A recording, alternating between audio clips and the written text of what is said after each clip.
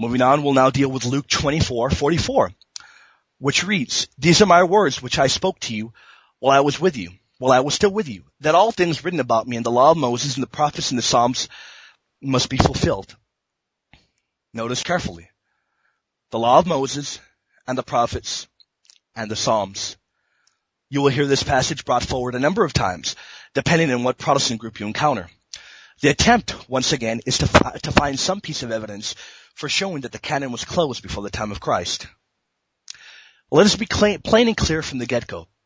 The coined phrase, the law, the prophets, and the writings, is not to be found anywhere before the middle of the 2nd century. Not a single author writing at this time period or before used that particular phrase.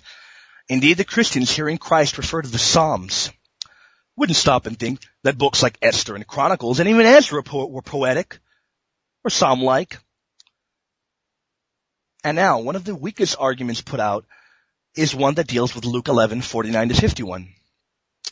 Mr. White, the director of AOMN, the Calvinist Apologetics Organization, has himself adopted this argument and put it forward as genuine.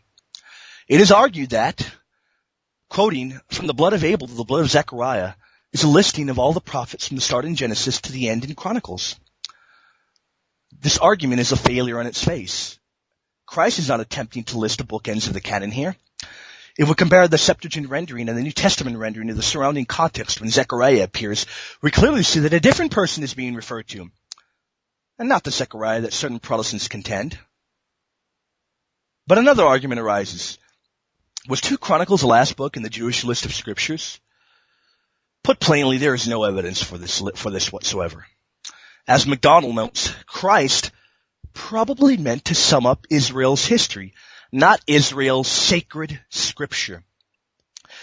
It is a historical fact when J.N.D. Kelly, a Protestant church historian, notes that it should be observed that the Old Testament, thus admitted as authoritative in the church, always included, though with varying degrees of recognition, the so-called Apocrypha or Deuterocanonical books. But let us move forward to more modern scholarship.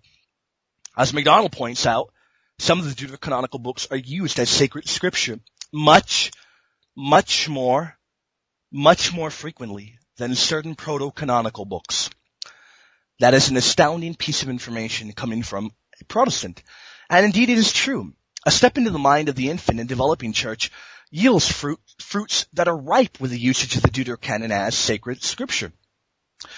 For instance, take the Apostolic Fathers. Clement quotes wisdom, not just once, but up to 3 times. Some find even more quotations in Clement of wisdom. Indeed, he calls Judith Macaria, blessed, and says that Esther was perfect in faith. The Epistle of Barnabas, people find references to wisdom in there as well. Moving onwards, we have the Epistle of St. Polycarp to the Philippians. And in here, it is undisputed that he cites Tobit. The Shepherd of Hermas, some list up to 10 deuterocanonical quotations here. The Didache references Sirach. 2 Clement references Tobit. And we must pause to stop and think and realize that in the Apostolic Fathers, this is only a tiny glimpse. The Apostolic pre-Nicene Fathers used the Deuterocanon extensively and always as sacred scripture, never as anything less than inspired divine writings. Never was the novel Protestant idea that these books were mere human writing a position that was ever taken amongst the Apostolic Fathers, those closest to the time of Christ.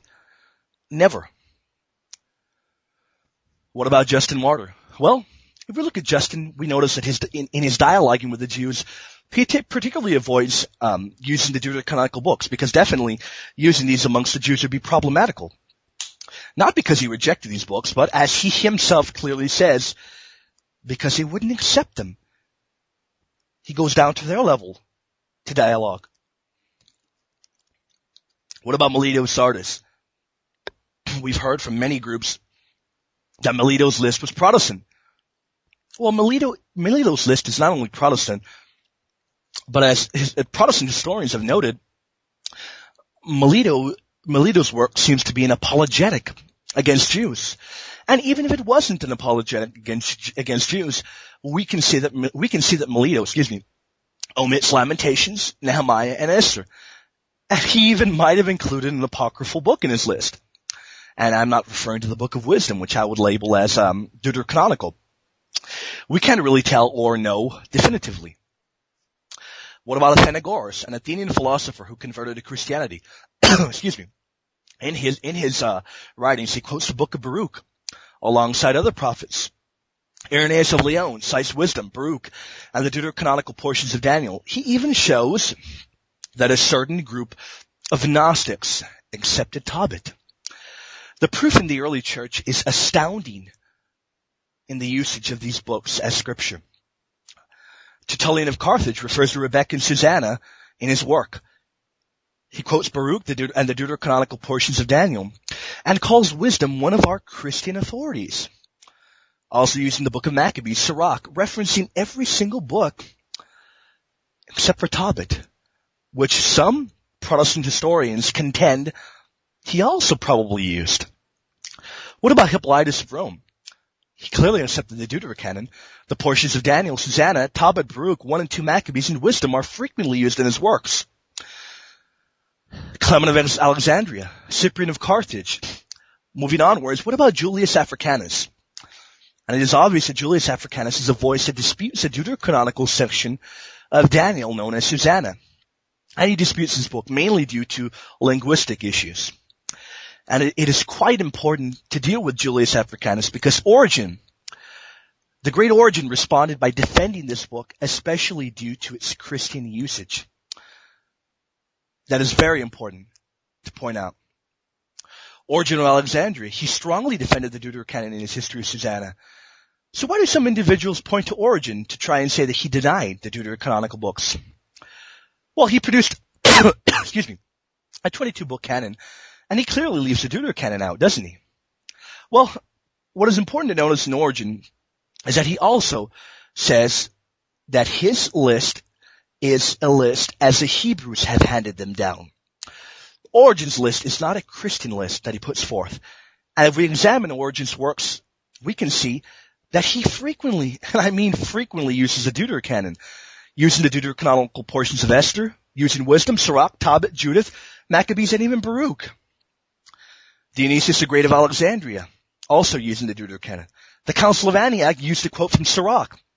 We find Methodius, Lactantius, Eusebius, Euphrates, all of them using the Deuterocanon as scripture.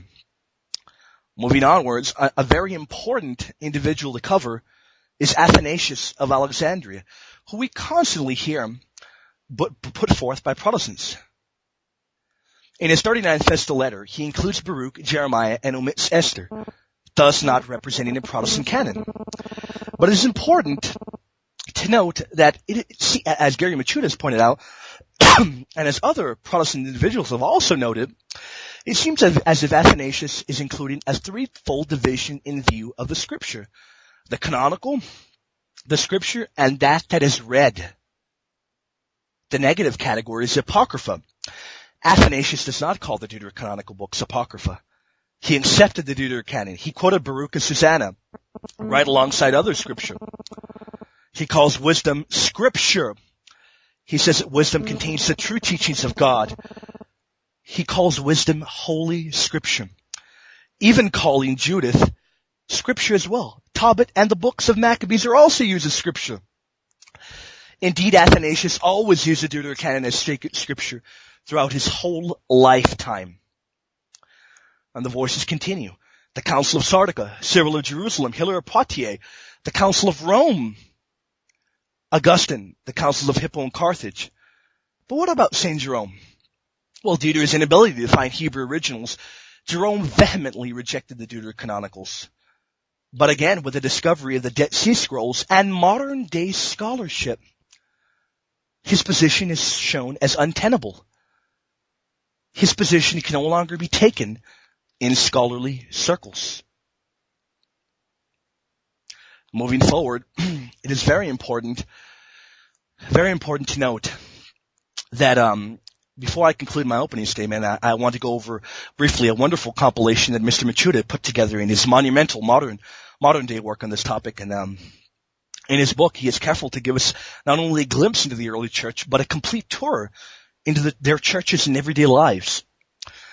As Machuda has pointed out, in the great Codices, we see how the early Christian communities had these books interspersed with what Protestants would call sacred, inspired scripture. In what are considered the great codices, the monumental codices that we have extant to us today, I would recommend that anybody look over Vaticanus, Alexandrinus, and Sinaiticus to see that these books are amongst other proto-canonical books that were used by the early Christian community. There are many objections that could be brought forth, but indeed it will be shown today that taking the position of supporting the early church, the church closest to the time of Christ, in supporting their views in what sacred scripture was, we will find that we are in very, very good standing. And that will conclude my opening statement.